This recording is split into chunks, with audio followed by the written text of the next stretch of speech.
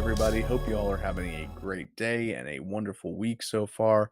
Welcome to Midnight Hatter Live, the weekly variety show where we talk Gundam, Gunpla, and gaming. I am Stephen Bayless, aka Midnight Hatter, your host, and joining me as always, the Blue Gamer Gundam Explainer, Adam Blue. How are you, man? Hey, doing good. Again, cool part of the week. I see, like, on my end what you're screen sharing. I'm excited to see what's going to be happening here shortly. So I looking kinda forward to like it. that, like, what people don't understand is that when you and I are streaming together, we almost have, like, this green room where, like, you can see all of the different screens that I've got up. Yep. Tomorrow on the Gundam Explained show, you have the screen share set up so I can see what's coming next, and it's like, man, if you guys could see what's on the table, you'd be pretty hyped. Yeah. Hopefully I probably need to turn on this light, that would probably help us see it a little bit better. I don't know why it turned off, but we'll figure that out That later. looking good on my end. So Good, good. Well, and we're dealing with lights tonight anyway, so we're gonna make it happen. Um, yeah, as you guys probably saw from the description, we are gonna be working on this little no grade Vayeate from the late 90s, early 2000s. This model kit has been in my collection since I was 11 years old, 12 years that's old, something awesome. like that. This I thing is old as dirt. I gotta say that is awesome because I feel like there's a lot of things that I haven't held on to since I was that young. Would you say that's one of the oldest things, or do you have others? Well, I mean, I have more model kits from when I was that age than I have Wow. friends from when I was that Oh, wow. Okay. age. I will say I have a now this isn't as old as that maybe, I don't know. It's a Galoob Starship Troopers Arachnid that Oh, man. yeah, it one of those You at are 96, 97, I don't know, 95, but all the other action figures and toys and stuff I had sold and then rebought, so I don't really have my original stuff. I do oh, man. My little brother and I had so many of those, like, small like, the miniature Starship Troopers, Yes. like, the arachnids, and then like, the characters had magnets in their Yep, backs and magnets in their that's where it feet. started, Yeah. right? That's where it started with magnets. Yeah, we learned from a young age, like, magnets make everything more magical, I and know. to this day, it rings true. But I that so did that get released around the time or shortly after the Wing? Or how did that So, work? there were actually 2 runs of this particular kit, and to be honest with you, I think I had the first run because there the first run of the Gundam Wing kits were all 1 to 1/44th scale, and, they're very limited articulation, but they were cool, they're very cool kits. They did a re-release in the early 2000s when the anime dropped in the US, where they came with a pilot figure.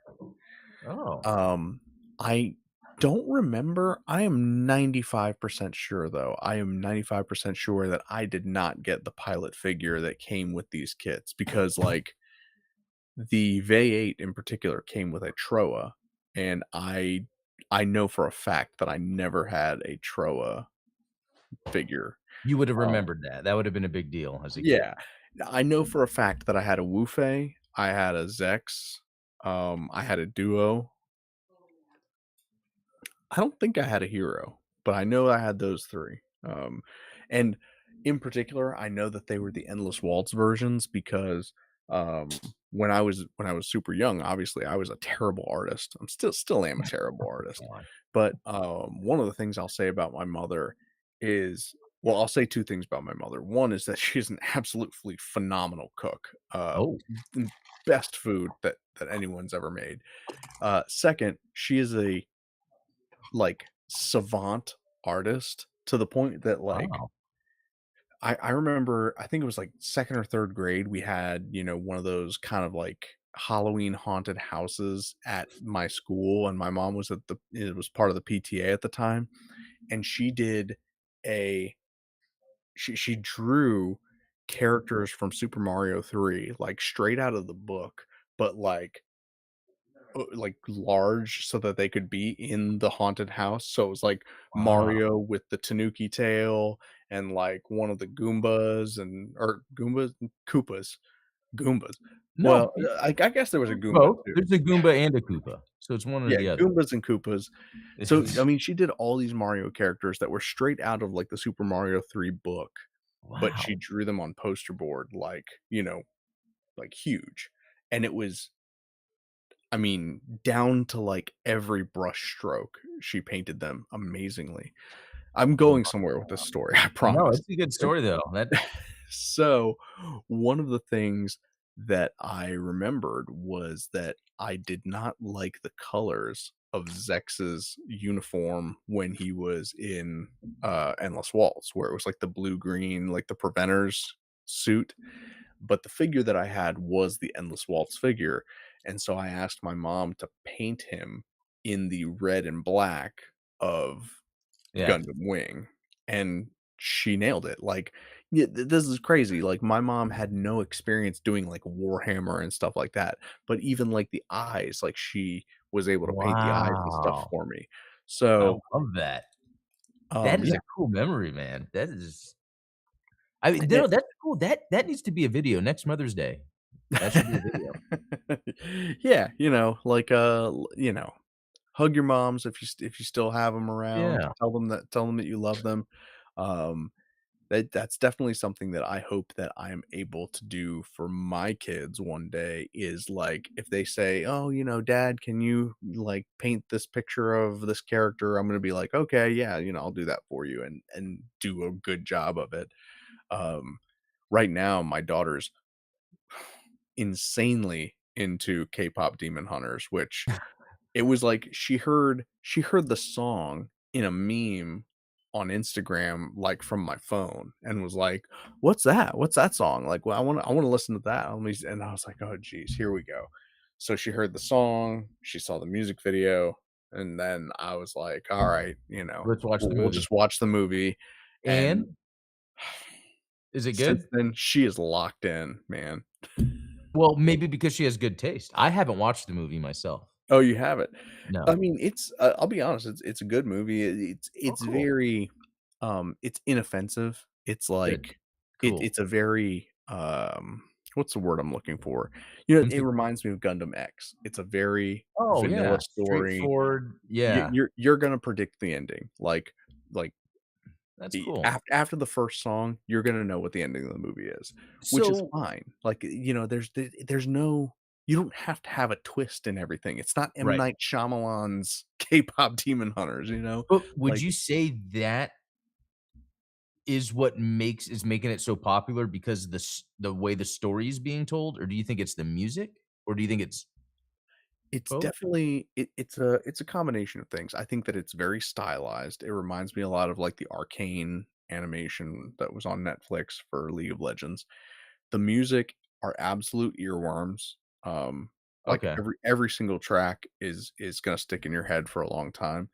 But, yeah, the story, I think, is so it's just a classic, hero's journey, Romeo and Juliet love triangle story. Okay. Like, it just, you know and I think that people kind of crave that, I don't think that Yeah. A basic which human thing without something being told to you, you know? yeah, sometimes we just wanna hear a story where the good guys are the good guys, the bad guys are the bad guys, and that's it?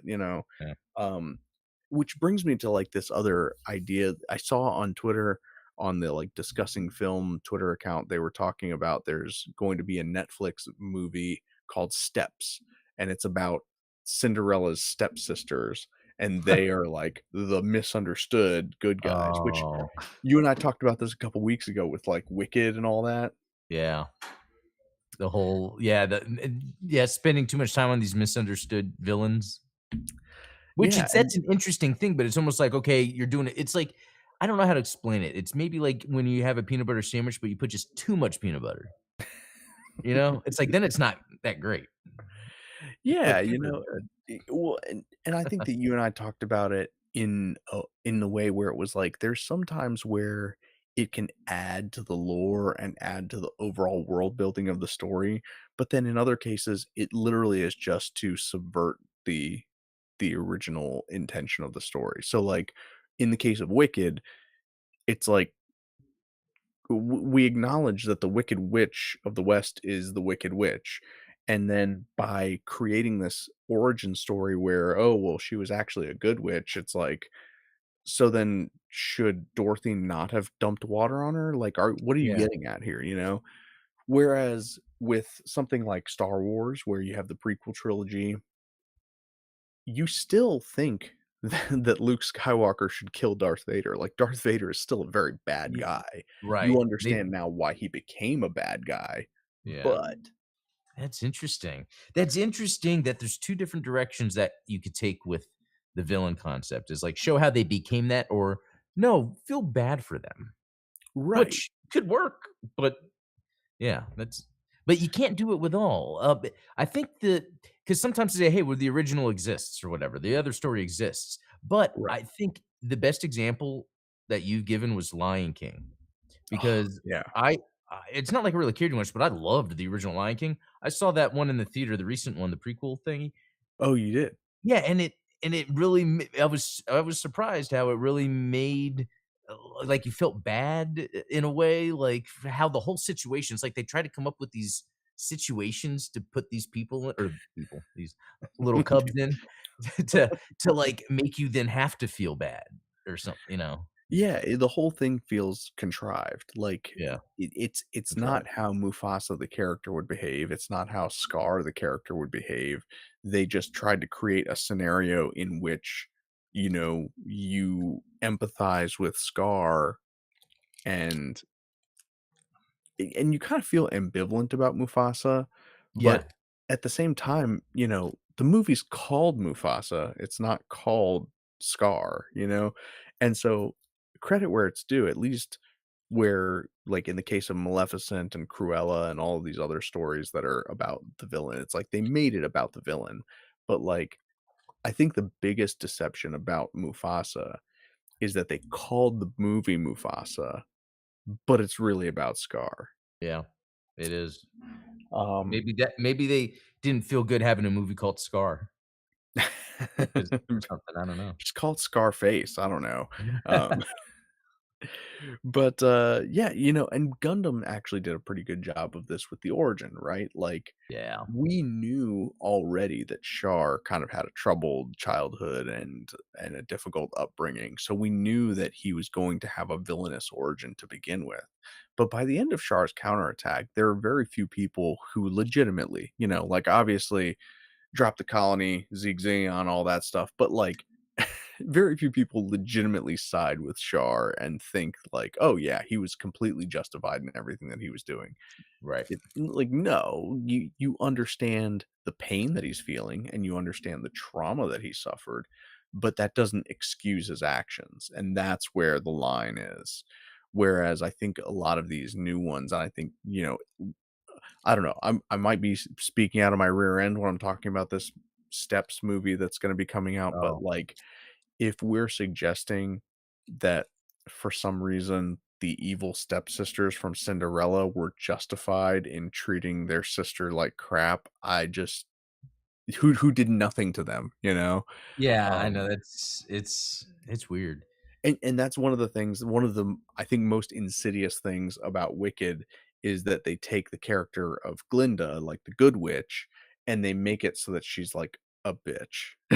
Wow, I didn't know that, 'cause I mean, I they make it so that she's self-centered and she wants everything for herself and her is that way. the Ariana Grande character? Yeah, yeah. Ah, okay.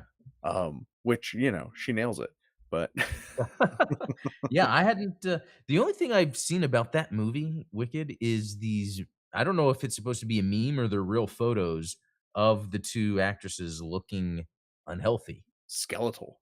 Yeah, but I don't know if that's people, like, exaggerating it or if that's really going on. I don't know. You know, I mean, exaggerating in Photoshop or something. they both have always been very, like, skinny women, and I don't, Hmm, yeah, I I don't I know. don't I don't pretend to have any insight onto, like, whether or not they have a healthy body type. I really hate, like, I really hate the body shaming both ways, where it's like, "Oh, they're so skinny, like, look at her, she's just ribs," and it's like, I don't know, like, is she? Well, Like, maybe she's just a skinny person, like, I don't know. I know what you mean because I typically stay out of that stuff, but my whole thing is this thing I'm obsessed with where it's like I've always wanted to make a film in Hollywood, Yeah, but then I see things that come out of that, and like I don't know how much. Well, like with them, how much was that hard work, or that, or maybe on top of that, there's this. Oh, we got to stay skinnier, got to stay skinnier, but there's not people around them to help them manage it because the status they're elevated at. And so it's like an that's true. example of a potential downfall, you know? It's a lot of, like, positive feedback loops where it's Yeah, like, exactly. you're gonna get people telling you how great you look when you're skinny, and then you're gonna wanna get skinnier, and then, there's Yeah, definitely some of that going on for sure. Um, like I think that you would really enjoy. So, the award for most punchable face in Hollywood, I think, of the last 5 years definitely goes to, Glenn Powell, but, like, I feel bad for him, I think he gets a bad rap. Glenn Powell seems like such a nice guy, he's hilarious. yeah, I don't know if I've you heard. saw him on Hot Ones, but Oh, he no. had my wife and I dying Oh, cool. because, the host of Hot Ones, and I'm sure you're familiar with the show, like, when they eat the Yeah. hot wings, and yeah. So the host, Seth Evans, I think it is, he was like, "Oh, can you tell me what a jerk fest is?" And Glenn Powell's like, "What? Uh, a jerk fest?" He's like, "Well, that's how you make it in Hollywood, baby." Come on. That's pretty good. I he was talking about something else, but just the fact that he misheard him, thought he said jerk fest, he's like, "Come on, let's." Doesn't he it's like almost not, but almost seems like the Harrison Ford type. I see what you're talking about for sure. Like, Yeah.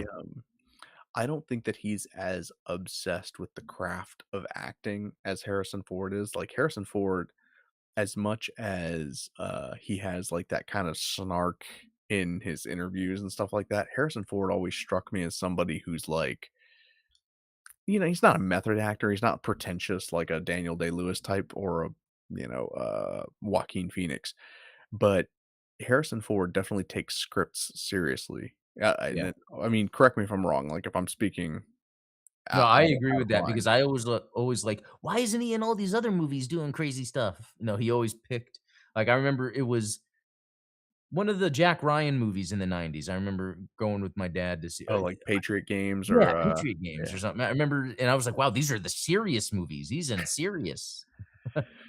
Well, I mean, shoot, even in something like Blade Runner, it's not like he phoned Yeah, it in and pretended like, right. "Oh, this isn't important because it's like a dumb sci-fi book." He was like, I always think back to that, that Letterman interview where he's like, "Well, it's speculative fiction. It takes place in not the far future, but, uh, you know, it's no." What does he say? It's like, it's no musical comedy, David." Like, Yeah, his humor is really good, yeah, and definitely yeah. got a dry sense of humor. But, just the fact that that's how he felt about a Philip K. Dick work is, like, awesome. Like, an actor that I can recall off my head that, is very disrespectful to the stuff he gets is someone like, Josh Brolin. Oh, I really? remember. What's that? Oh, I had no idea that there was yeah, I guess give the example because I had no idea. Well, Josh Brolin in particular, when he got offered the role of Jonah Hex, which, based on a comic book, it's kind of a bit comic book, like, it's on the same tier as something like a Hellboy. He was like, I got the script and it was so bad, I thought, like, how could I possibly make it any worse? So I took the check and Oh my whatever. god. So, like, that kind of, just total disdain for the source material of the work that you're trying to convey. And I think even Walton Goggins is getting on that level when he talks about Fallout. He recently said in an interview like, "Oh, I'm never gonna play the Fallout video games. Like, why would I? It's gonna completely taint my vision of the world." And while I respect it on a certain level, and I would even respect it as, well, I'm not a video gamer, like, I don't play video games, so why would I play a video game just because I'm in the TV show? Wouldn't you wanna at least, like, read up on the source material? Wouldn't you wanna, like, acclimate yourself to what the world is? Yeah. And he claims it's an artistic choice. I think it's just that he doesn't care for it, and that's fine, like, you know? Yeah, because I could see that you can, like, hire the actor to pull off what you need. But, I mean, Yeah, I wonder how much more, though, it could be seen in the role to like, it's almost like the thing that Walton Goggins said, it's like he didn't need to say that. right, Um, and like sometimes just no answer is better than a bad yeah, answer. yeah, yeah, that is interesting. Man, we've been talking about a lot of stuff here that isn't Gunpla, but I think it's it is interesting. Um But, yeah, speaking of, upsetting people on social media, I I wish that I could pull this up on my computer, but I am unable to get it rolling. I posted I think a top tier shit post on Instagram last night that, I'm surprised hasn't been getting more views. I'm gonna, like, I guess we'll do, like, a screen within a screen. You guys are Oh, gonna see my messy desk where we've got our workbench and everything going. But yeah, this is what I put together, inspired by recent meme trends.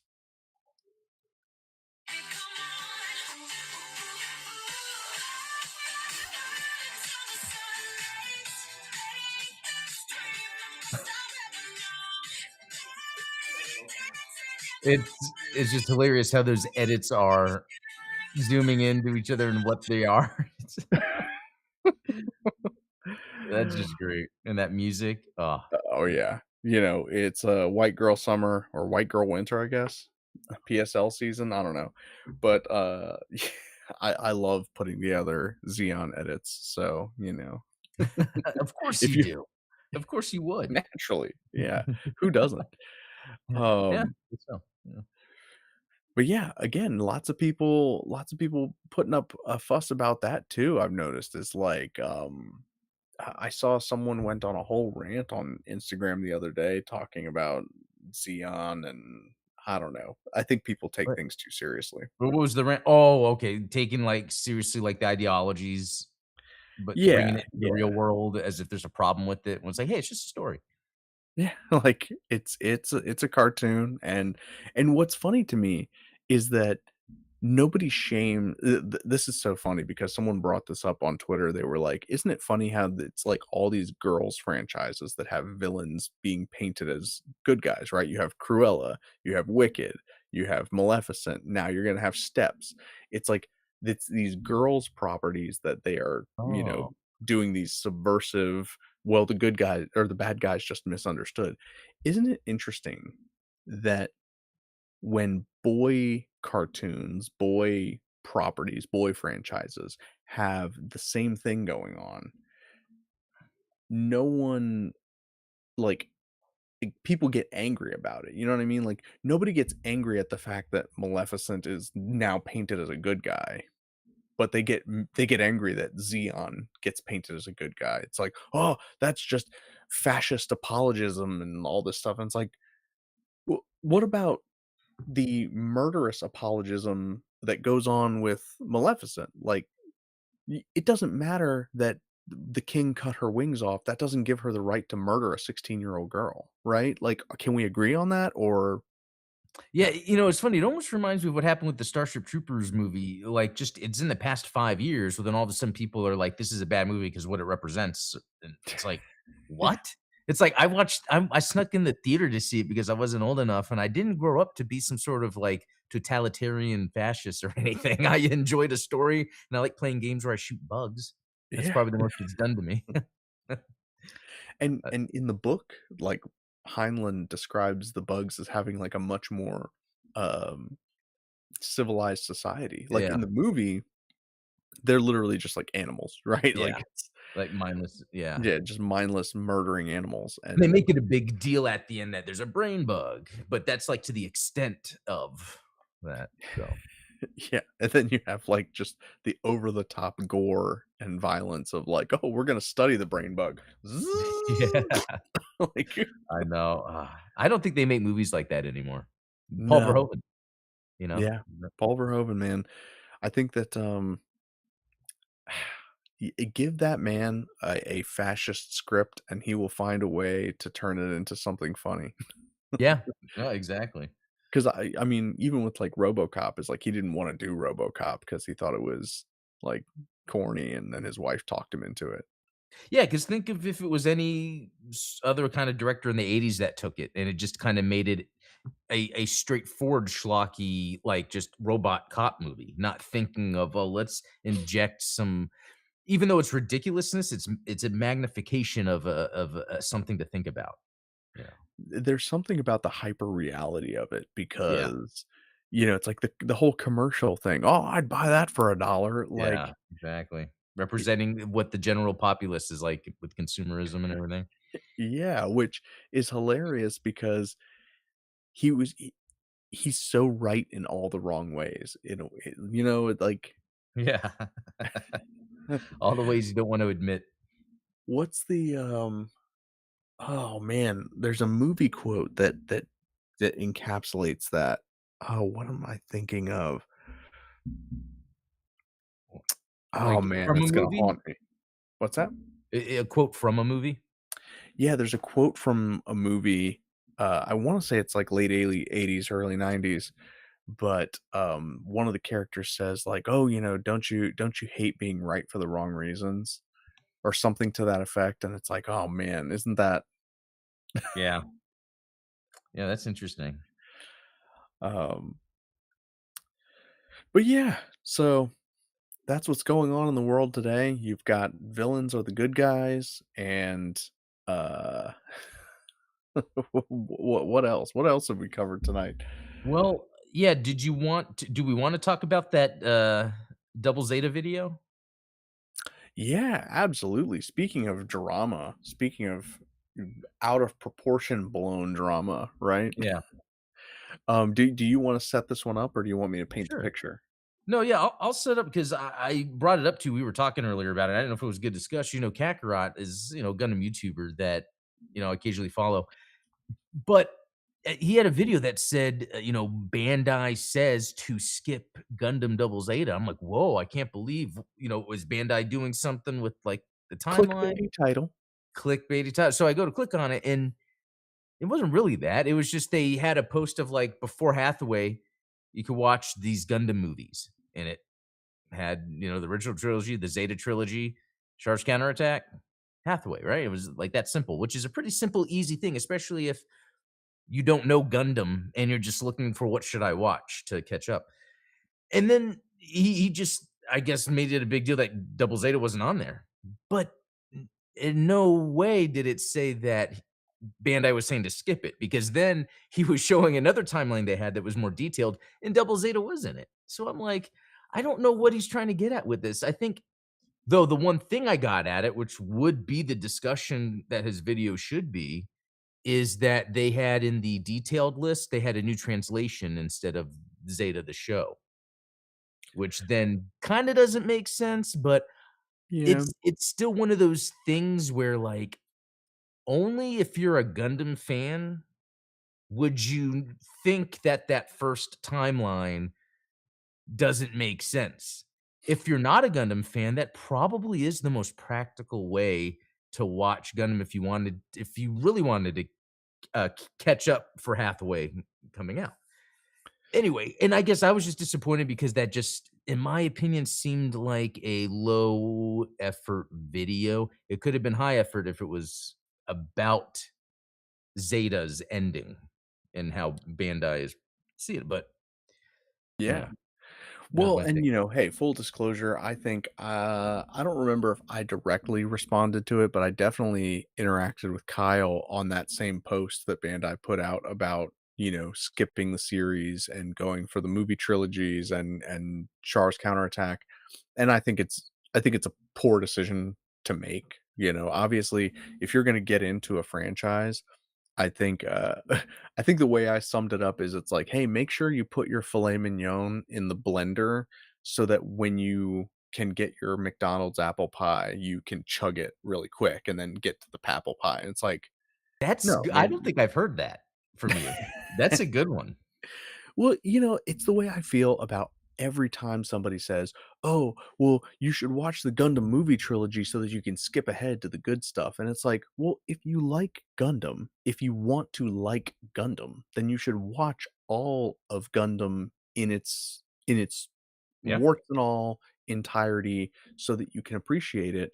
If you skip stuff just because you're trying to quote unquote get to the good stuff, you're going to skip all the good stuff. Like it's Yeah, and you know what? That's actually, what I did, and I remember this exactly. I got into Gundam in about 2019, and it wasn't until maybe the end of 20 or into 21 that I actually finished Double Zeta because I was yeah. going through everything. And you were going through it at a pace that was healthy. You weren't just Yeah. binging it, like, to be done with it.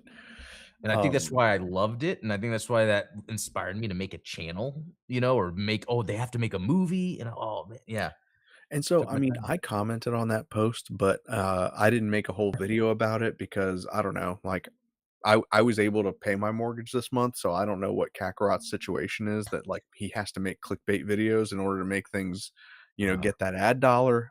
I'm just speculating. I know. I mean, But, I you mean, how often can people watch, it's like week after week when you have a creator that is just like, "Hey, there's this new model kit coming out and it looks like it sucks. I know, I cannot stand it. Subscribe." And, like that's just that's one of the reasons that I don't put out videos every week is because sometimes it's better to say nothing than to just Oh, yeah, or not to have to comment on something. That's why a lot of times my videos are just completely random. This is what I like right now. yeah, I This mean, you built the Gundam Nyan, which has nothing to do with like the Universal Century stuff I usually cover, or even when I'm doing these kind of Universal Century mobile suit comparison videos, it's like, yeah, yeah. That yeah. stuff makes so much more sense, and it's like, and is it gonna pull in 17,000 views? Maybe, maybe not, but, like, at least it's something that's authentic and Yeah, I'm y not trying to rile people up to just get them angry. Let's all get angry about something. Let's then go look at the tweet band I made, and let's all, it's like living on Twitter, self-referential living on Twitter as a video. Yeah. Because I think just the fact, Gundam fans complaining about uh, the tweet of that timeline doesn't make sense because as a Gundam fan, you would know you should of course, you would be like, "Oh, it's missing things." But that's not for a Gundam fan. I guess that's what I'm trying to get at. Like, it's almost Yeah. like it doesn't make sense. Yeah, I think, there was an article that recently suggested that, like, "Oh, well, the best starting point for a new Gundam fan would be something like G-Quux or Witch from Mercury," and I was like, I Yeah. mean, maybe, probably not, but And it's weird though how again, it could have just been a good time in my life because I had recently not recent, but in a good amount of time, discovered meditation and was meditating a lot. Then Yeah. watching the old animation, I wasn't judging. I had those layers of judgment off me, so I was more open-minded, and so I was willing to watch that old animation. Yeah. Well, and have you seen, there have been, like, a bunch of studies recently on kids that have been exposed to, like, 90s kids TV shows and animation, and Huh. it's reduced the symptoms of ADD and ADHD, is that a lot of modern animation is geared towards minimizing attention spans, and, I mean, this is, like, Yeah. common knowledge, just the fact that, like, Coco Melon, for instance, there was a huge lawsuit about Coco Melon because they had scene cuts every 3 seconds in order to constantly keep a child's attention so that they would not look away from the screen. Wow. And what it does is it creates anxiety. It builds up cortisol levels in the child. Oh. And they become more irritable. They don't eat. They don't sleep. Like, there's a true like, not just psychological, but, like, biological impact from exposing kids to this kind of animation. And so, when you go back to something like 1979 Gundam, where it's a lot of, like, slow, still, Or sometimes it's pans. just panning shots. Sometimes it's Yeah, like it's a still image that they're just panning planning. across, and Yep, it's calm, it's gonna decrease stress levels. It might not keep their attention all like, right. because it's not designed to, but they've noticed that there is an impact on modern animation versus traditional animation among child psychology. So, And that's I mean, I think then we're directly seeing that. You've brought up times where you've talked with people that they, like, blast through Zeta. Or I think even on my yeah, Discord one time, someone was talking about, like, trying to finish it over a weekend or something, and they're not liking it, and it's like, "No, no, no, you can't take in the story like that." yeah. Like, you're not gonna get it, you're not gonna enjoy it, you're not gonna have time to think about it. What you're looking for is the next thing to attract your brain. "Oh, look, it's that. Oh, look, it's that." You've conditioned yourself to need that for storytelling. Um, Yeah, and I think that there is I think a lot of it comes down to a crisis of identity that millennials and Gen Z in particular are suffering from right now, where everyone wants to be a part of a community. And it used to be that your community was the people that you lived around, the people in your church, whatever, that kind of thing. It was local, right?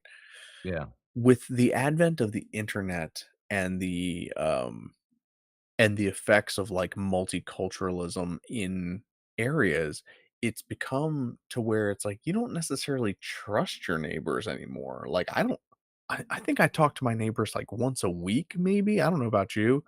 Um, and then, like, online, who do you interact with is, like, people that maybe have like minds, and so this is one of the things that, like, shout out to Simply New Type because we've been talking about him a lot tonight, but Oh, is he in the Kyle has chat? talked about, like, the religiosity of fandoms and, like, people will bind their identity to being a Supernatural fan, to being a Doctor Who fan, to being Oh, a yeah. Star Wars fan, to being a Gundam fan, and to them, it's not even about watching the show and enjoying the show. What they want is they want to be part of a community where everyone is like-minded and we all get to hang out together and talk about our thing. But at the end of the day, it's like they don't even want to watch the show. And that's where all the complaints come from, is it's that it's like this cognitive dissonance where they Yeah. want to be part of the group, but they don't wanna do the thing that makes them part of the group. Does that make sense? Yeah, I think so, and I think, yeah, that is I think you said it right. It's like right now there is that identity crisis, and I think a lot of it just has to do with isolation. It's harder to naturally, organically find groups when you're online because you have to seek Yeah. these things out, and so it's very easy to fake or binge watch something that so you could be in that group. Whereas, back in the day, like I love your stories about on the playground where you're it's like, what's your favorite Gundam? And then the guy tells you one you never even heard of before. What wasn't it that the Sazabi or something like that? I forget. Or from oh wait, that Yeah, must have been yeah. When I was in high school, oh in oh high man, my school. friend Stephen Breedwell. Shout out to Stephen Breedwell. I don't know what he's up to these days, but It's cool. I'm sure he's doing something cool. Introduced me to Mindless Self Indulgence, which great band.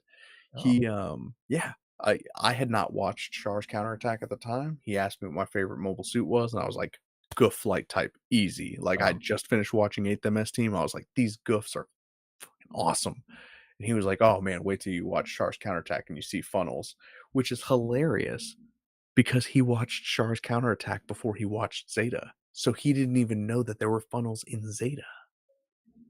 Oh, And okay, so he was shit talking me as if like, "Oh, you don't know oh. Gundam." And it's like, "Oh, well, wait till you see Char's Counterattack and you see funnels." And it's like, "Bro, funnels have been around for a while." Like that's Although you gotta say it's impressive for someone that's, getting or into Gundam to degree, so, oh, they have these things called funnels. Where do you see funnels? That's kind of a cool, oh you yeah. know yeah.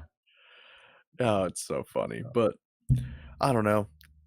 that's just the crisis of the times, right? Is we have these social contagions that are going on, and Yeah, you and I just have to try and keep a positive outlook, make sure I that know. people are enjoying things the way that they deserve to be enjoyed, you Yeah. know? That's where I'm at, is, like, I know that a lot of people will, and I even posted the meme where it's like, "They aren't enjoying the thing that I like the right way." And it's like, That's funny. I get it. it's not about enjoying it the right way, so to speak, but it's about deference to the art form, right? Like, Yeah, and I heard this thing, and I don't know if this would apply or agree, but, like, someone's like, "It's not that you don't like country music, you actually have to just take the time to appreciate it."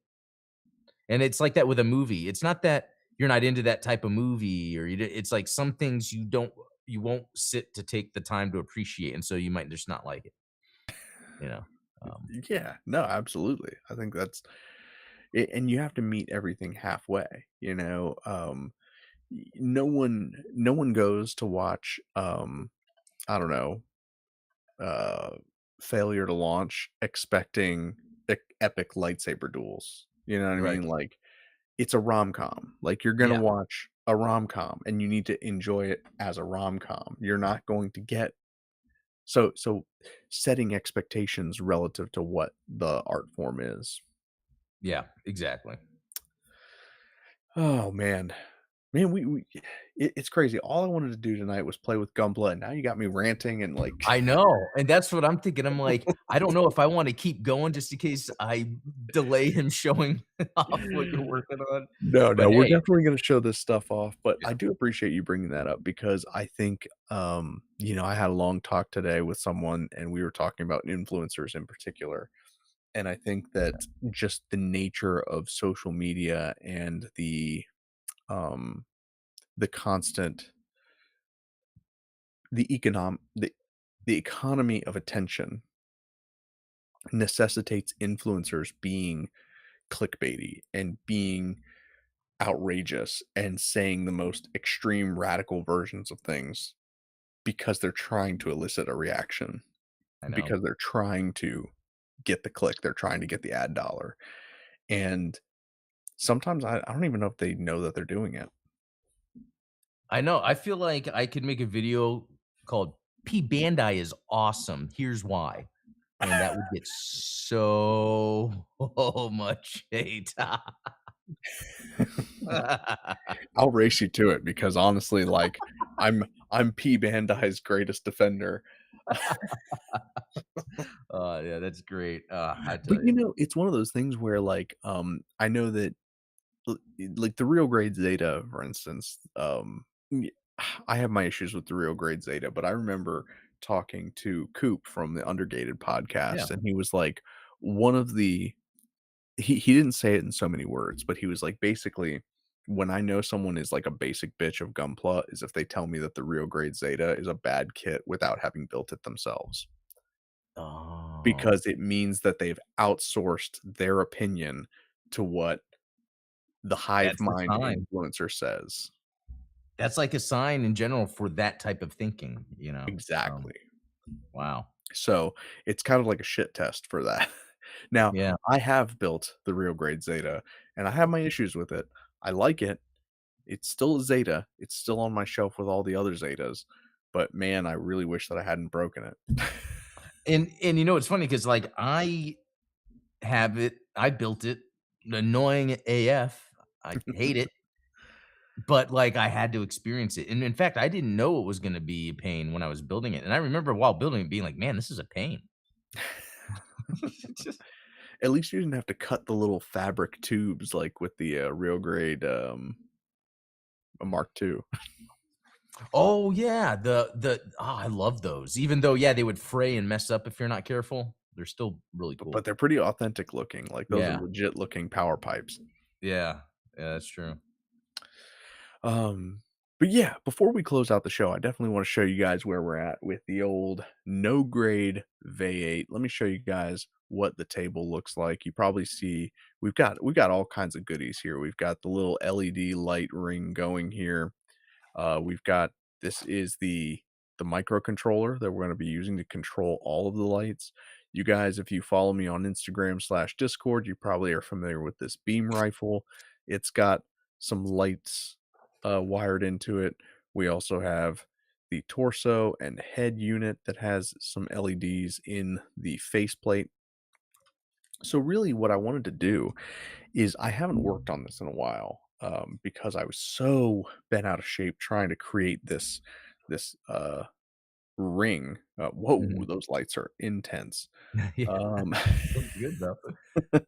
I they look great, but let's just tone them down here a little bit. I'm just gonna unplug this. Yeah, Ah, it looks like there a we go. floating plasma orb. It looks like you're building that thing that Iron Man has in his chest. I think I should It's know that thing. basically what we've got going on. Yeah.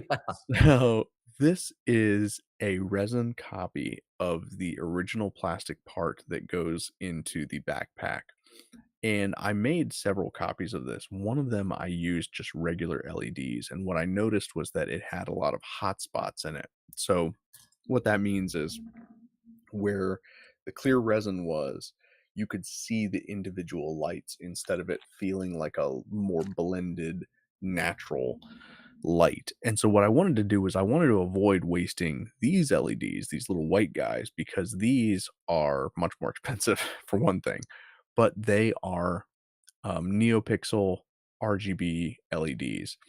And so, sorry WD-30 for blasting you with the with the Flashbang. LEDs. We are I'm gonna tone down the brightness on these, don't you worry, that's actually gonna be part of what we're doing here. But so what I did with this, which I was very proud of, is I don't know if you guys can tell, but it is a clear resin copy of the original part, but I put some black alcohol ink in it so that it looks black, but light is able to shine through it, which is kinda cool. And so the idea was I wanted to make sure that there wouldn't be those hot spots before I glue these into place. So I wired up the LEDs. Actually, funny story, I wired up 8 of them, but these 2 burnt out while I was doing it, but the rest of them still worked. So I was like, well, I'll just cut these Mhm. off and we'll deal with that later. It is supposed to have 8 LEDs, not 6. Um, and so that is going to be the lighting system that goes behind this energy coil, whatever you wanna call it, however you wanna describe it. And so let me plug it back into the computer here. This is a kind of basic program that I set up to test these LEDs to make sure that they were gonna work. Now, in the camera, it looks a lot better than in person. I will say that. Is like you can definitely tell there's some hot spots in Oh, person in where person. you can identify, you can pick out the individual lights. But I mean, when you're looking at it on the camera, confirm, what do you guys think? It It's completely consistently smooth. It looks great. and like I'm tried to mask out some of it. I'm definitely gonna add more paint, especially like to the center here. Um, like on these parts where it's supposed to be solid black. But the idea is Mm, that it's only I gonna see. be the coil part of it that's illuminated. Ah, okay. So, what I've got here, and you guys probably see it down in the lower corner, this is actually the program. Um, and in theory, like, I could come in here and just say, "Okay, num neopixels, we'll change it to 6," and because technically I don't have 8 on there anymore, let's see if I just click upload, you might see this blank out, and it'll stop for a minute and then fire up again, and I think it's gonna go a little bit faster because it's gonna in theory, it thinks it has 2 more LEDs on the chain that are not there, and so Oh, it's constantly trying to catch up to itself, if that makes sense. that's interesting. But I am doing this with, using AI. Shoot me if you guys hate ChatGPT, but What you these are mean the for things where getting it's the, as you're, like, coding?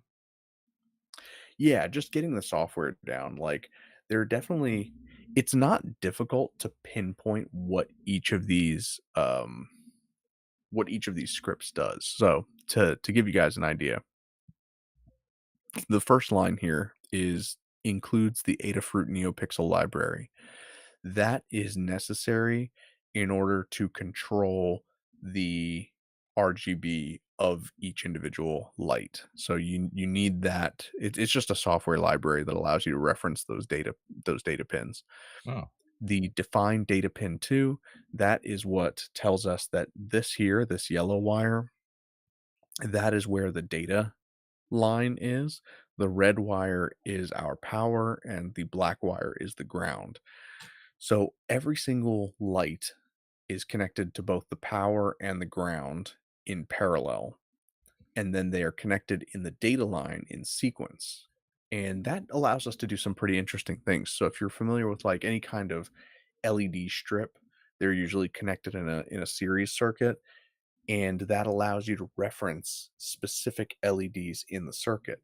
So we can say, I want LED 1 to be blue, LED 2 to be green, LED 3 to be red.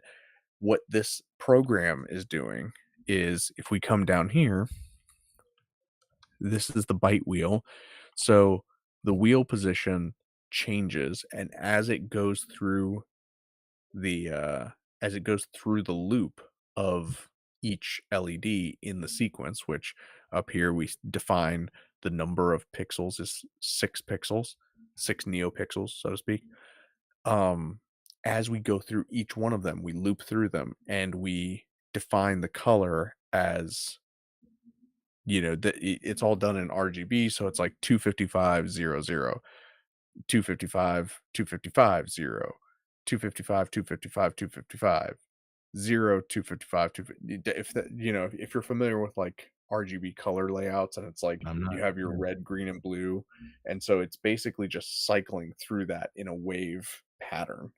Mm, okay. I mean, I feel like this is the season to know how to do that, you Right? know? Yeah.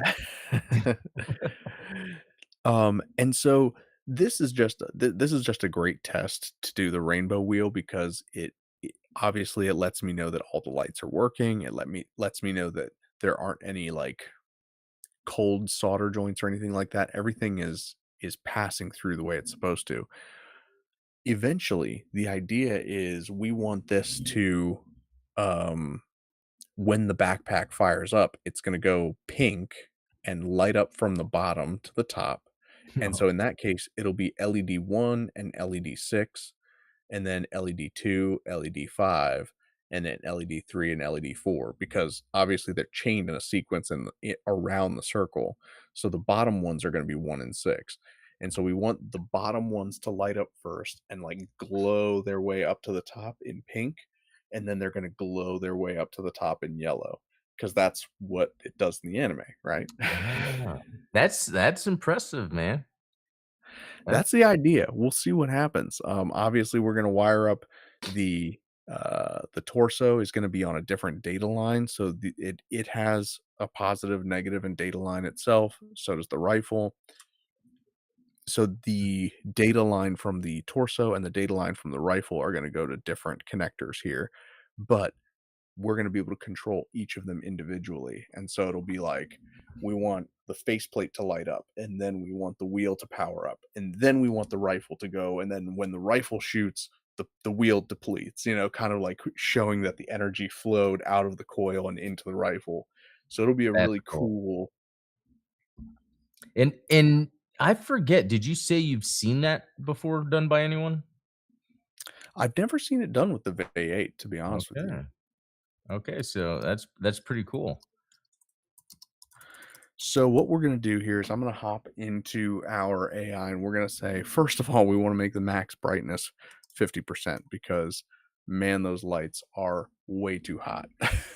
um, Oh, secondly, let's see, should we, let's say this.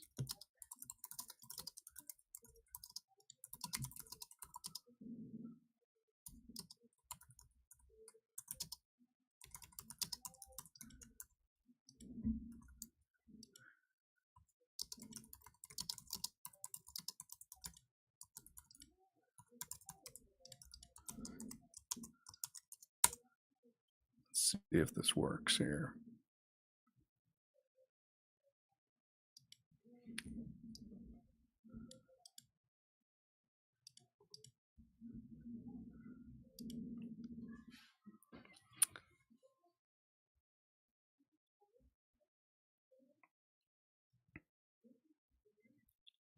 It's thinking. It is thinking. Although we don't want the computers thinking for us, do we? No, no, too late. Yeah, that's how we end up with the zero system. And is it Yeah, still called or the zero system when it's in the Epion? oh, actually, I forget. I did a video on that recently, and I want to say yeah. Um, but you know what? What if at the end of the day it was the machines that made us, and it's just a loop? I mean, that's a good question. Yep. Yeah, we make machines to carry on our lives, and then they make biological versions of us eventually, and then as we're dying, it splices it with other creatures from the planet, and then we're able to. I don't know. I'm just coming up with some weird story. Well, that reminds me of, one of my favorite musical artists is Porter Robinson, and he did that Oh, song, which was interesting because he did a song that was a promotion for a Yamaha Vocaloid sample pack that he made, which was it was like he sampled his own voice and made it a Vocaloid that people could like, oh, it was like text to voice type singing. And the promo track that he did was he was singing from the perspective of the Vocaloid as an AI, like, "Oh, you created me to sing for you, and but I'm going to outlast you because eventually you're gonna die, and I'm a piece of software, and I'll live as long as there's a hard drive," you know? wow. There's a lot to Um, unpack there. That's pretty. That's pretty yeah. cool, though. That he was thinking all that. Yeah, yeah, deep thoughts with Porter Robinson for sure. Yeah, that's cool. Um So I dropped in the new program here. It says it's compiling. I hope it will finish before we have to disappear for the evening. But hopefully you guys will get to see kind of how this stuff works. Well, I yeah. And would have while that. liked Oh, go ahead. Oh no, go ahead because I was gonna change the Well, I subject. was gonna say I would have liked to have showcased how all of the different components work together. I suppose what's interesting is this will be an interesting test. Technically speaking, the software doesn't care what's plugged in. It's always going to run the same program. So, if I take the torso piece and we run our wires to the correct channels, we're going to put the data line in port 2.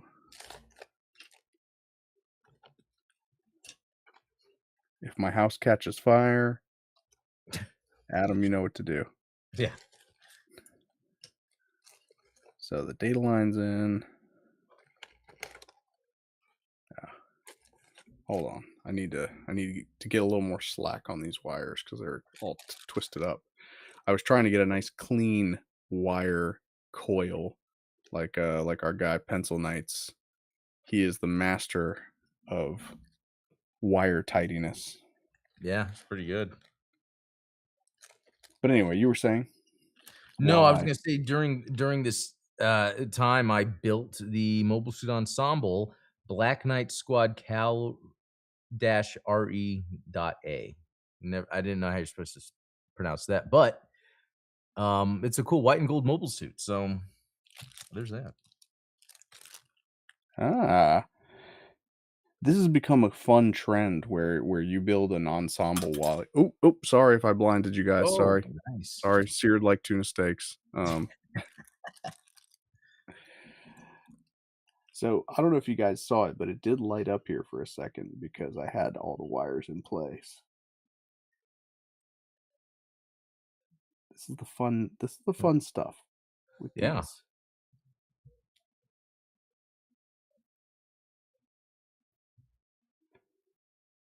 Oh, there we go. So I don't know. Can you guys see this? I probably have to hide this little corner piece here. Yeah, I can So now the mobile suit eye is following the same cycling pattern as the. that's cool. So that's one of the cool things about working with this is it's like, if I wanted to, I could have them all run the same program, but we're gonna have individual programs that are going to you know, For each one? yeah, because we want to be able to control each one. I don't know if I've shown this before, but let's see. Um, Here is the Arduino IoT app. Oh man, I'm logged out. Shoot. But from that, you're Th- just, um there is a way to wire up the controls of this microcontroller to the wireless app. okay, that's cool. And then from there, we're going to be able to control it not only from our phone, but I can actually set it up to my I'm not going to say her name because I don't want her to talk to Okay. me right now, but the Amazon thing. And I'm going to be able to say something along the lines of like, yo Amazon, activate Vayeate That would pulse be cannon. sweet. That would be sweet. Wow, there you go. So it's still compiling the sketch, unfortunately. I feel like it's not going to finish. It's probably because I've got the stream going, and it's like typically it takes like maybe 30 seconds to load the new Oh, program. wow. Um, but it's about 75% of the way done, and we're kind of over time anyway. So, but at least I feel happy that I was able to show you guys this much at least, and then the ability to like uh, can I pop this out? So I have this on a magnet naturally. Oh, The faceplate is magnetized so that we can pop the faceplate out and expose the bare LED. Um, but see, this is exactly why we need to tone down the max brightness because if this bare LED is exposed, man, we are gonna blind some folks. that's powerful. But That's this pretty is cool. awesome, man. Like Yeah. this is what I've always wanted from my Gundams. Yeah, I mean, hey, if you one day create a easy process for anyone to buy a kit and do it, I would do it to all my Gunpla. It's funny you mention that because I actually found out that there's a Chinese company that they make pre-programmed boards for specific kits. So they don't Oh, make the lighting kit entirely, but like for instance the high grade Calibarn, they actually make a touch sensitive like kit. It's like a chip that you wire the LEDs to and then you can control the permit scores and stuff like that. It that missed definitely doesn't have a opportunity for Bandai, and right. they built it to have that, and they didn't even take advantage. And They they did built take it in a advantage. cave with scraps. No, they did take advantage of us by just making multiple permit score versions of kits. Yeah, So, the stupid stickers. yeah. But no, I'm this close to having our permit score parts ready for mass production. So That is once we awesome. mass produce the permit score, I don't know, the Federation will be crushed or something like that. Well, I appreciate you guys hanging out with us tonight, talking movies, talking villains, and looking Yeah. at bright lights under the glow of the moon. And hopefully, you guys have a great rest of your evening, great rest of your week. Until next Yep. time, obviously, we got the Gundam Explain show coming up Yep. tomorrow. Same bat time, same bat channel, all that good stuff. Mhm. Adam, thank you as always. I'm always happy to have you on to build a Gundam ensemble Oh, yeah. live I with know. us. I know, I love it. I even got my G-Quux with the accessories on, so Oh, nice. Yeah, it's fun. It didn't come with, like, the final accessories, did it? Right, it was like a separate yeah, a separate thing in the blind box, so but Of that's cool. course. Yeah. That's how they No, get you. yeah. Alright, Cool. well, thank you guys so much, and, until next time, See cheers. y'all.